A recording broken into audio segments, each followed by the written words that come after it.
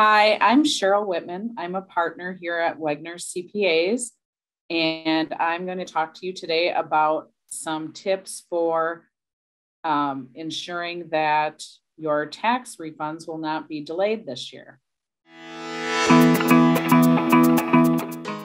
There's two really important documents this year that you might not be used to bringing in when you bring your tax information in. One of them is about the third economic stimulus payment that was received in the spring of 2021. The IRS is going to be sending you a letter. They're calling it a letter 6475 that you should be receiving in January of 2022. That will show how much you received for that third economic impact. So the other letter that you'll be receiving if you have kids 17 and under is an advanced child tax credit letter. They're calling it a letter 6419, and the IRS is going to be sending this to you if you received the advanced child tax payments, which started in July of 2021, and they were paid monthly from July through December of 2021. Another way that you can get information about your tax records is to go to irs.gov and sign up to have an online account by clicking on sign in to your account. The IRS is going to be implementing a new system that's called the ID Me account.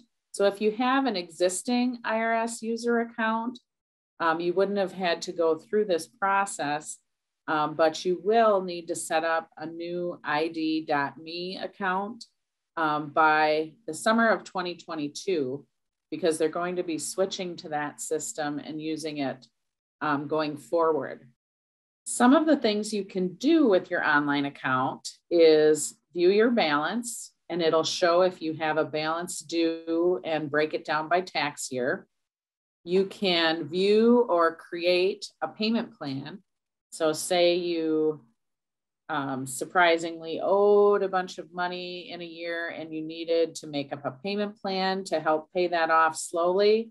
You could set that up yourself online, and you can view the details if you have an existing installment agreement with the IRS online. You can make payments or view payments online. So you could pay right from your bank account or by debit card or credit card. And you can go back and view a 5-year payment history and any pending or scheduled payments. You can also access your tax records. So you can view certain data from your most recent return and access some additional records and transcripts from prior years right online. You can view these economic impact payment amounts that you've received, which are the stimulus payments. And you can also view if there are any tax pro authorizations. If you've given your tax professional power of attorney to handle things on your behalf, those would show up. And you can also do that right online, where you can give your tax professional power of attorney online and sign that power of attorney online, which makes the process a little easier. Even though it might be a little frustrating to go through the process of getting the online account set up, it can really save some time and energies in the future. If you do happen to get a notice from the IRS, a lot of time you will give that to your tax professional to take care of. And in the past, it wasn't as big of an issue.